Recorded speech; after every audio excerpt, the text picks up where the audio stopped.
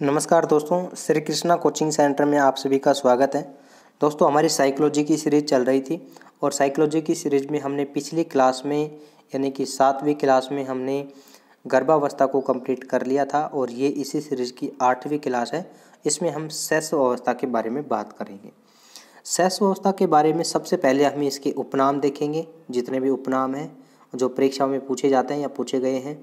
इसके अलावा हम शैशव अवस्था में शारीरिक परिवर्तन की बात करेंगे।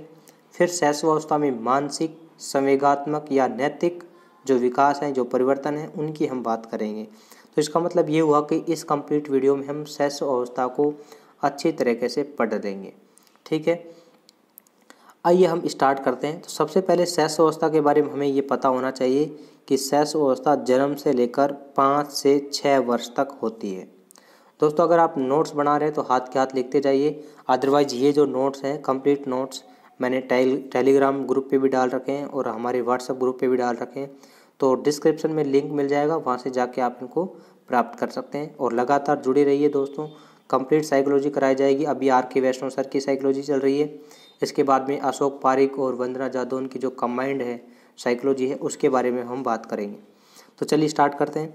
सबसे पहले हम उपनाम की बात करते हैं। तो पहला जो उपनाम है वो शैशव अवस्था को सीखने का आदर्श काल कहा जाता है। सीखने का आदर्श काल किसने कहा है? वैलेंटाइन ने कहा है। सीखने का तीव्र विकास की अवस्था किसने कहा है? वाटसन ने कहा है।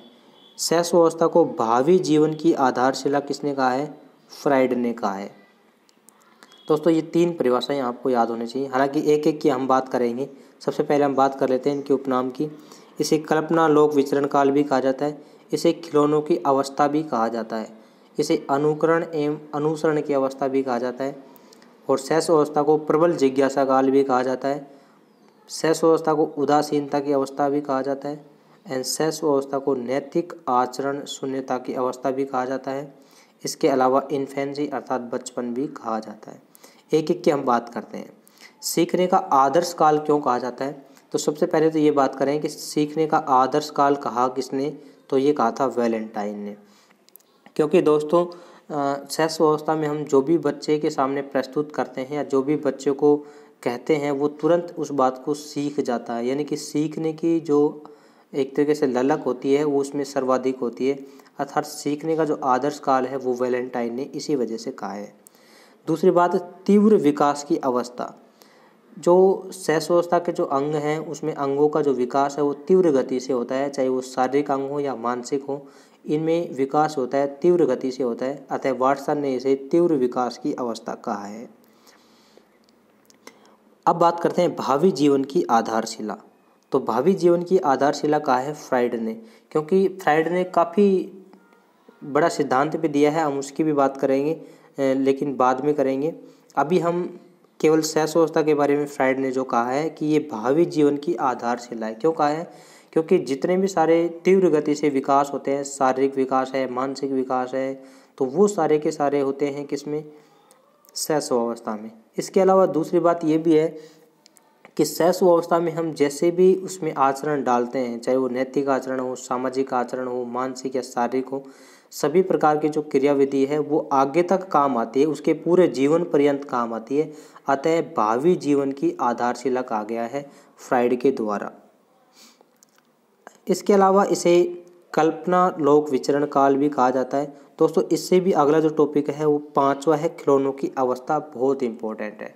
आपसे पूछा जाए खिलौनों की अवस्था किसे कहा जाता है, तो आपको बताना है शैशव अवस्था। आपसे पूछा जाए खिलौनों की आयु किसे कहा जाता है, तो खिलौनों की आयु कहा जाता है पूर्व बाल्यावस्था को। किसे कहा जाता है? पूर्व बाल्यावस्था को कहा जाता है। ये भी आपको ध्यान रखना है। हालांकि मैंने आगे चल के नोट्स लगा के लिख भी रखा है। शैशव अवस्था को अनुकरण एवं अनुसरण की अवस्था कहा जाता है, क्योंकि दोस्तों जो भी हम उस बच्चे के सामने एक्टिविटी करते हैं वो उसी को नोट करता है और उसको दोहराने का प्रयास करता है, हमारे साथ साथ उसको करने का प्रयास करता है। आपने ये नोटिस भी किया होगा कि अगर हम फ़ोन भी चला रहे हैं बच्चे के सामने तो तुरंत आएगा वो और फ़ोन को छीनने का प्रयास करेगा आपसे, मतलब खुद चलाने का प्रयास करेगा उसको। तो वो प्रत्येक क्रिया, जो भी क्रियाएं हैं, उसका अनुकरण करने की जो प्रवृत्ति होती है वो शैशव अवस्था में अधिक होती है। इसके अलावा शैशव अवस्था को प्रबल जिज्ञासा का काल कहा जाता है।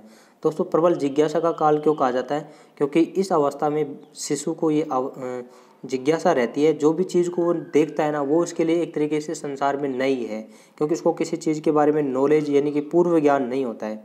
तो जो भी चीज़ को वो देखता है, अगर वो कुर्सी को देखेगा तो पूछेगा वो यो किच है, अगर वो लैपटॉप को देखेगा तो पूछेगा यो किच है। हर चीज़ के बारे में अलग अलग पूछता है, ये क्या है, ये क्या है ना अपन।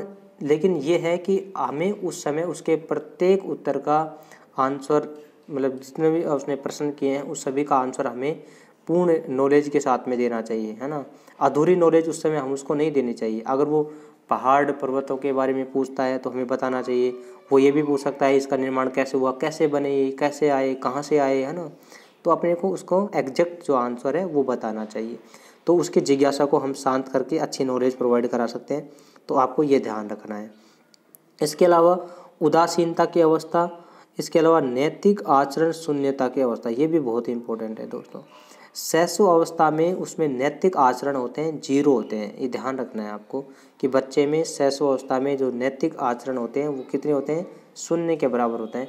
क्योंकि शैशव अवस्था में आपने देखा होगा कि जब भी हम किसी से इंट्रोडक्शन कराते हैं तो स्टार्टिंग टाइम में तो वो डरने ही लगता है, डरता ही है। धीरे धीरे किसी व्यक्ति से बार बार अगर वो मिलता है तो उसके बाद में उसे पहचानने लग जाता है। लेकिन अगर हम कहते हैं कि भाई इससे राम राम करो, है ना, अंकल जी आए हैं नमस्ते करो, तो हो सकता है कि वो आपके कहने पे कर भी दे, लेकिन उसको सीख नहीं पाता है। जैसे अगली बार भी उनके अंकल जी एंटर करेंगे घर में तो उसको वापस से नमस्ते वो नहीं करेगा, क्योंकि उसमें नैतिक आचरण डले ही नहीं है। तो शैशव अवस्था में ये ध्यान रखना है कि नैतिक आचरण की शून्यता की अवस्था होती है, इसमें नैतिक आचरण नहीं होते हैं। हाँ, ये एक बात अलग होती है कि जैसे जैसे टाइम निकलता है, जैसे जैसे उसका काल बढ़ता है, आयु बढ़ती है, तो जैसे वो पूर्व बाल्य अवस्था में जाता है या शैशव अवस्था के अंतिम दौर में जाता है तो निश्चित रूप से उसमें थोड़े बहुत जो नैतिक आचरण हैं वो आ जाते हैं। इसे इन्फेंसी या बचपन काल भी कहा जाता है, ये बात भी आप ध्यान रखें। अब हम बात करते हैं थोड़ी सी और आगे, जो हमने 3 परिभाषाओं की स्टार्टिंग में बात करी थी उपनाम की, जिसमें फ्राइड ने कहा था इसे भावी जीवन की आधारशिला, वाटसन ने कहा है इसे तीव्र विकास की अवस्था, और वैलेंटाइन ने इसे कहा है सीखने का आदर्श काल। दोस्तों ये अपने हिसाब से आप इनको याद कर सकते हैं। जैसे जो आधारशिला होते हैं, जीवन की जो आधारशिला होती है वो कौन होते हैं? फ्राइड होते हैं। कौन होते हैं? फ्राइड होते हैं। तो आप इससे याद कर सकते हैं। फ्राइड से किसको याद कर सकते हैं? फ्राइड को कर सकते हैं, है ना। तीव्र विकास की अवस्था वाटसन, वाट याद कर सकते हैं, तीव्र होता है, ठीक है, तीव्र वाट देंगे इसको। इसके अलावा सीखने का आदर्श काल वैलेंटाइन, वैलेंटाइन आता है कब? 14 फरवरी को। तो ये कैसा होता है? आदर्श काल होता है, साल में एक बार ही आता है। तो ये अपने हिसाब से देखो, किसी के आप कोई किस प्रकार से बताएगा, कोई, क्योंकि सब ने अलग अलग अपने ढंग से याद कर रखा है। तो दोस्तों मैं तो यही मानता हूँ आपको जिस भी हिसाब से याद हो आप उसी हिसाब से लिंक करके किसी न किसी से आप इनको याद कर लीजिए। शैशव अवस्था में शारीरिक विकास की हम बात करते हैं। सबसे पहले कि जन्म के समय जो बालक होता है, बालक जो शिशु होता है, उसके शरीर की लंबाई 20 इंच होती है और बालिका शिशु की लंबाई लगभग 19 इंच होती है। यानी कि हम कह सकते हैं कि बालिका की अपेक्षा बालक का जो शरीर होता है वो थोड़ा सा लंबा होता है, और ये जो लंबाई है दोस्तों वो 1 वर्ष में बढ़कर दुगनी हो जाती है, यानी कि 20 इंच से 40 इंच हो जाती है। अमूमन आपको 19-20 भी याद नहीं करना है, आपको एग्जैक्ट याद कर लेना है 20 इंच। लेकिन आपको ये ध्यान रखना है कि बालक शिशु जो होता है उसकी लंबाई थोड़ी बहुत अधिक होती है। अब हम करते हैं वजन की बात। जन्म के समय शिशु का स्वस्थ परिस्थितियों में जो वजन होता है वो लगभग 7 पाउंड होता है, 7 पाउंड होता है, ये ध्यान रखना है। यह भी बालिका की अपेक्षा बालक का अधिक रहता है, यानी कि लंबाई भी अधिक रहती है बालक की और वजन भी अधिक रहता है। 6 माह की उम्र में दोगुना हो जाता है और 1 साल में वजन जो होता है वो तिगुना हो जाता है, यानी कि लगभग 6 माह में 14 पाउंड और 1 साल में 21 पाउंड हो जाता है। आगे हम बात करते हैं जन्म के समय से लगभग 1 सप्ताह तक शिशु का वजन घटता है और फिर उसके बाद में बढ़ना शुरू हो जाता है। 6 माह के शिशु का वजन लगभग दुगुना हो जाता है और 1 साल होते होते वजन 3 गुना लगभग 9.5 किलोग्राम की समथिंग हो जाता है। जन्म के समय की अपेक्षा 1 वर्ष के शिशु की जो लंबाई होती है वो लगभग 2 गुनी हो जाती है। ये हमने लंबाई वाले पोर्शन में कंप्लीट कर लिया था। इसके अलावा हम बात करते हैं कि जन्म के समय शिशु के हृदय की जो धड़कन होती है वो लगभग 140 बार प्रति मिनट होती है। दोस्तों बहुत इंपॉर्टेंट है, शैशवावस्था में शिशु के हृदय की धड़कन कितनी होती है, तो अपन बताएंगे लगभग 140 बार, जो कि शैशवावस्था के उत्तर काल तक ये कह सकते हैं कि पूर्व बाल्यावस्था तक घटकर 110 बार हो जाती है और वयस्क होने पर ये 72 बार प्रति मिनट तक रहती है। तो ये तीनों आपको ध्यान रहने चाहिए। तो आइए अपन आगे बढ़ते हैं थोड़ा सा।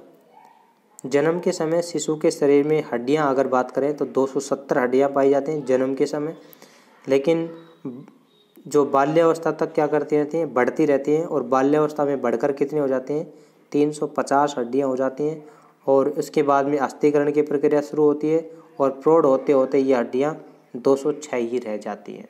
तो आपको 3 चीज़ें ध्यान रखनी है। एक तो आपको जन्म के समय ध्यान रखना है, जन्म के समय कितनी हड्डियाँ होती हैं, 270 हड्डियाँ। उसके बाद में बाल्यावस्था में हड्डियाँ बढ़ती हैं तो कितनी हो जाती हैं, बढ़कर 350 हो जाती हैं और उसके बाद में अस्थिकरण की प्रक्रिया होती है, यानी कि हड्डियाँ जुड़ती रहती हैं और जुड़ती जुड़ती कम होती जाती हैं और इस तरह से वयस्क में टोटल कितनी हड्डियाँ होती हैं, 206 हड्डियाँ होती हैं। जन्म के समय शिशु का रंग कैसा होता है, गहरा लाल होता है।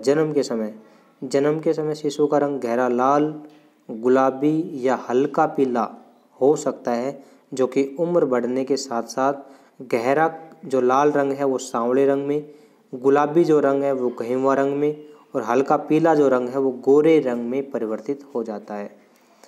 ध्यान रखना इनको। गहरा जो लाल रंग है वो किस में बदलेगा, गहरा लाल रंग सांवले रंग में बदलेगा, गुलाबी रंग गेहुए रंग में बदलेगा और हल्का पीला गोरे रंग में बदल जाता है। दांतों के निर्माण की प्रक्रिया को हम देखना चाहें तो दांतों का जो निर्माण होता है वो गर्भकाल के 5वें महीने से शुरू हो जाता है, जो हमने गर्भावस्था में देख लिया था। परंतु जन्म के बाद 5-6 माह की अवस्था से ये बाहर दिखाई देना शुरू होते हैं और सबसे पहले नीचे के जबड़े के ठीक सामने वाले 2 दांत निकलते हैं और 4-5 वर्ष के बाद में बालक के मुंह में लगभग 20 दांत निकल आते हैं, जिन्हें क्या कहा जाता है, जिन्हें दूध के दांत कहा जाता है। तो ये दोस्तों आपको ध्यान रखना है। अब हम बात करते हैं थोड़ा सा और आगे कि जन्म के समय शरीर के कुल भार की 23% भाग पर क्या होती है, मांसपेशियां होती हैं, जिनकी मात्रा बढ़ते हुए बाल्यावस्था में 27 से 30% हो जाती हैं। तो आपसे पूछा जाता है शैशवावस्था में मांसपेशियां कितनी होती हैं लगभग, तो कुल भार की 23% और बाद में इनकी मात्रा बढ़ती बढ़ती बाल्यावस्था तक 27 से 30% तक हो जाती है। चलिए अपन और आगे बढ़ते हैं और जानते हैं शैशवावस्था में मानसिक विकास या मानसिक परिवर्तन। शैशवावस्था में मानसिक परिवर्तन या मानसिक विकास की हम बात करें तो जन्म के समय शिशु के सिर का जो आकार होता है वो शरीर के आकार का लगभग 21% होता है, ये भी आपको ध्यान रखना है जन्म के समय। और मस्तिष्क का जो वजन होता है वो लगभग 350 ग्राम होता है। नोट लगा के लिख रखा है कि बालक की अपेक्षा बालिका में मस्तिष्क का वजन कम होता है, यानी कि मस्तिष्क का वजन भी ज़्यादा होता है बालक में शरीर का वजन भी ज़्यादा होता है और बालक में शरीर की जो लंबाई होती है वो भी बालिका की अपेक्षा ज़्यादा होती है। तो ये तीनों फैक्ट आपको ध्यान रखने हैं। श्रीमती NF गुड के अनुसार क्या है कि 3 वर्ष तक की आयु तक बालक में बुद्धि का आधा विकास हो जाता है। तो आधा विकास कौन कर रही है, श्रीमती NF गुड, ये महिला है दोस्तों, ये ध्यान रखना है। फ्राइड क्या कहते हैं कि 4-5 वर्ष की अवस्था आते आते बालक को जो भी कुछ बनना होता है वो बन जाता है।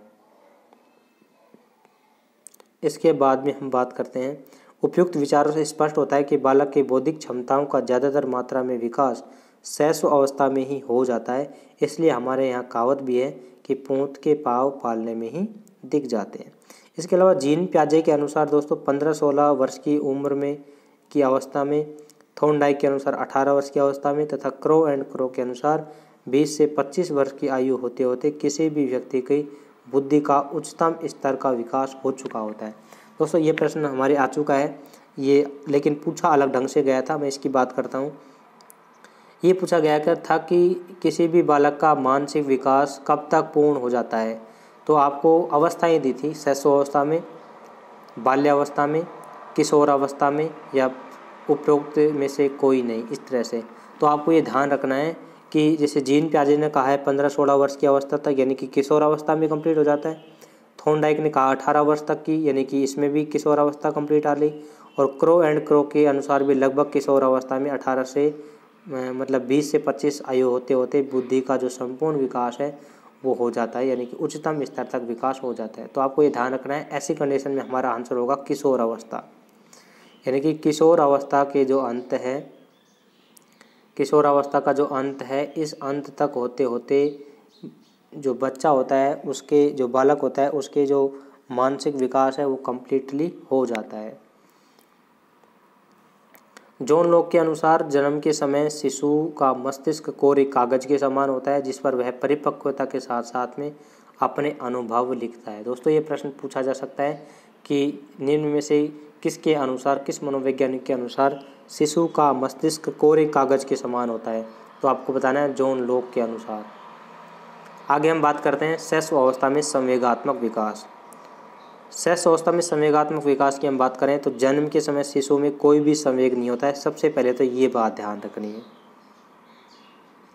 जन्म के समय शिशु में कोई संवेग नहीं होता है और जन्म के बाद में उसमें उत्तेजना पैदा होती है। ब्रिजेज के अनुसार जन्म के तुरंत बाद उत्तेजना रूपी संवेग पैदा होता है और 2 वर्ष की आयु तक होते होते सभी संवेग पैदा हो जाते हैं। ध्यान रखना है, 2-3 बातें ध्यान रखना है कि जन्म के समय तो कोई भी संवेग नहीं होता है। जन्म जैसे होता है तो जन्म के तुरंत बाद ब्रिजेज के अनुसार उत्तेजना रूपी संवेग होता है और जैसे 2 साल की आयु होती है तो 2 साल की आयु तक सारे के सारे संवेग जो होते हैं वो सभी संवेग विकसित हो जाते हैं। अब बात आती है कि शैशवावस्था में सबसे पहले कौन सा संवेग होता है? तो हम बात कर चुके, सबसे पहले कौन सा होता है? उत्तेजना होता है। और सबसे बाद में कौन होता है? तो सबसे बाद में होती है ईर्ष्या।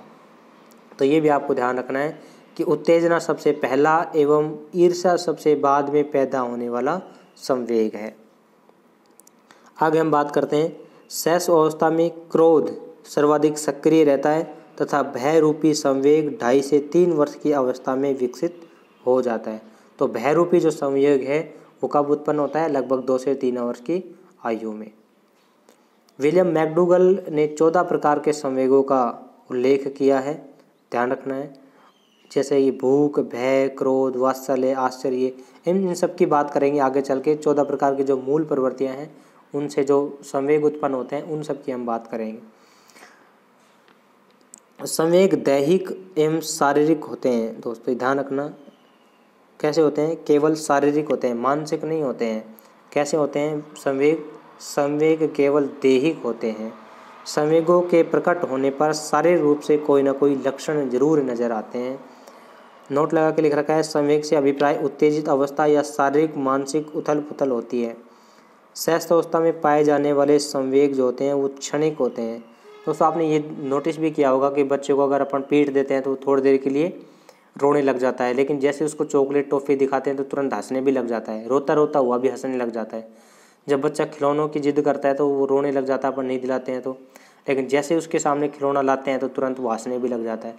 तो ये क्षणिक होते हैं, क्षण भंगुर होते हैं संवेग, तुरंत में बदल भी जाते हैं और थोड़ी देर में ये चेंज हो जाते हैं, चेंज हो सकते हैं। तो इस बात को आप ध्यान रखना है।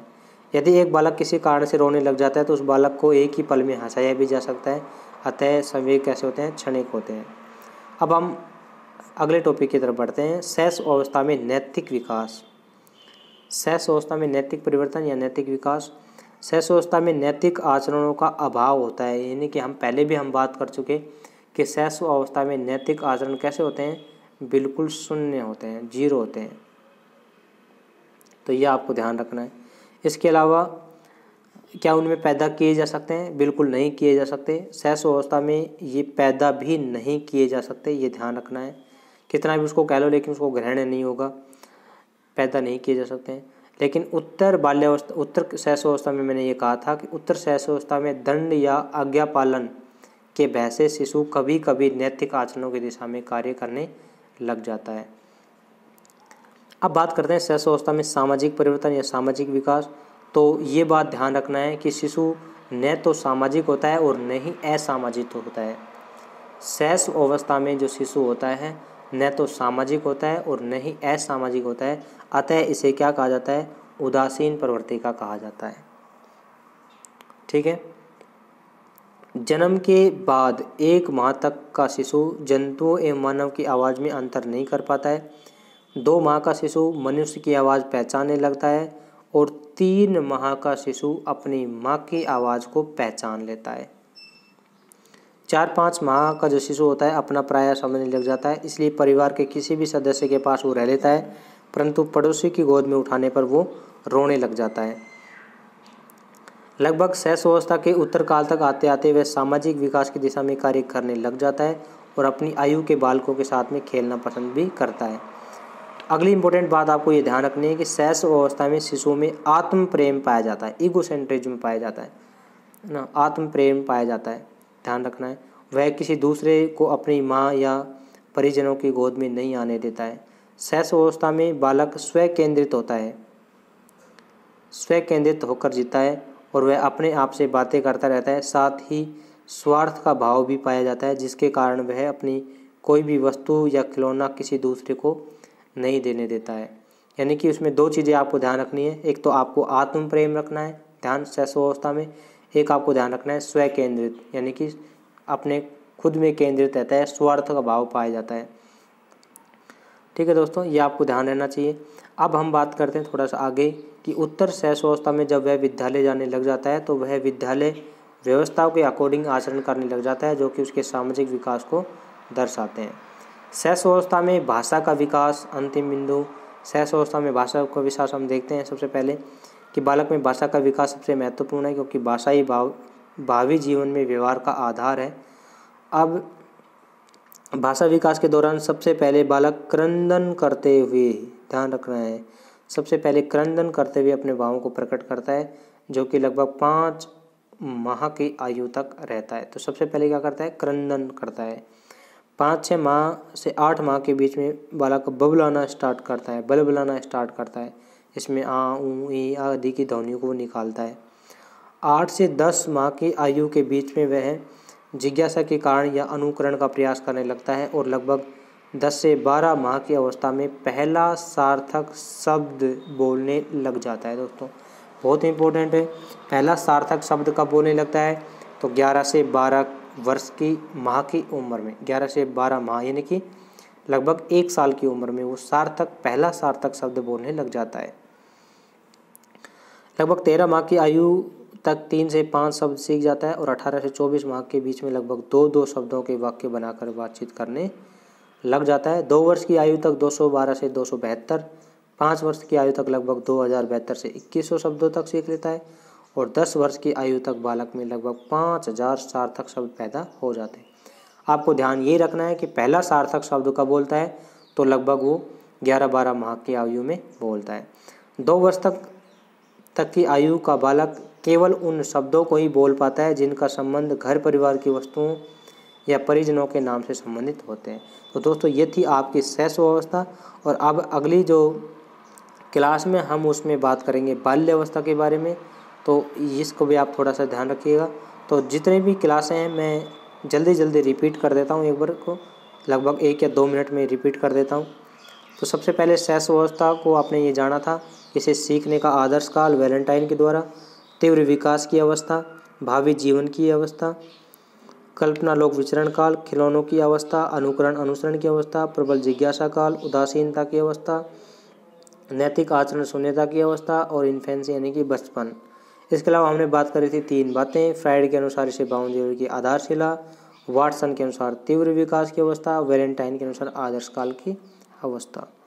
शैशवावस्था में शारीरिक विकास देखा था कि बालक जो जन्म होता है बालक का, तो लंबाई बालक शिशु में 20 इंच, बालिका शिशु में 19 इंच और लगभग 1 वर्ष में दोगुनी हो जाती है।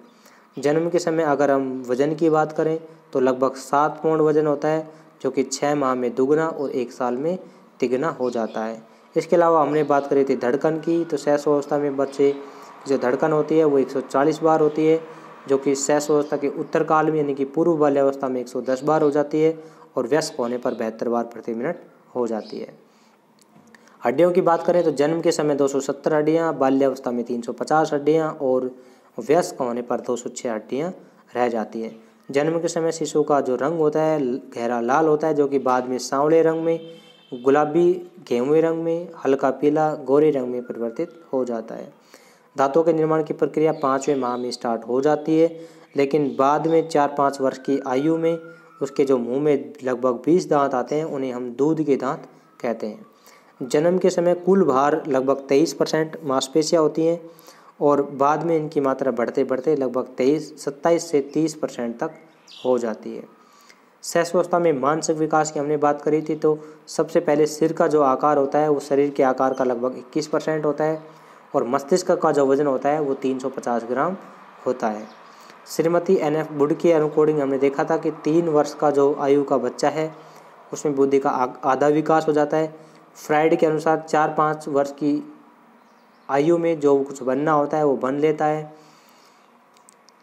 इसके अलावा हमने जीन पियाजे के अनुसार देखा था 15-16 वर्ष की आयु में, थॉर्नडाइक के अनुसार 18 वर्ष की आयु में, क्रो एंड क्रो के अनुसार 20 से 25 वर्ष की आयु में बुद्धि का संपूर्ण विकास हो जाता है। जॉन लॉक ने क्या कहा है कि शिशु का जो मस्तिष्क होता है वो कोरे कागज के समान होता है। संवेगात्मक विकास में हमने देखा है कि शिशु में जन्म के समय कोई भी संवेग नहीं पाया जाता है। सबसे पहले उत्तेजना और सबसे बाद में ईर्ष्या पैदा होता है। इसके अलावा हमने ये बात कहा था कि विलियम मैकडोगल के अनुसार लगभग 14 प्रकार के संवेग पाए जाते हैं, भूख, भय, क्रोध, वात्सल्य, आश्चर्य इत्यादि।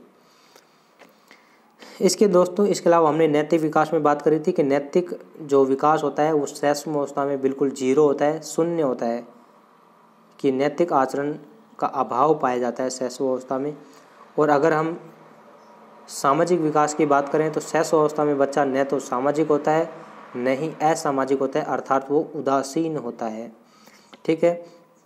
3 माह की उम्र में बच्चा जो होता है वो अपनी माँ की आवाज़ को पहचानने लग जाता है और लगभग 1 वर्ष की आयु में लगभग 11 से 12 माह के अंतर्गत वो क्या करने लग जाता है, पहला सार्थक शब्द बोलने लग जाता है। इसके अलावा शिशु में आत्म प्रेम पाया जाता है और स्व केंद्रित होने की जो भावना होती है वो पाई जाती है।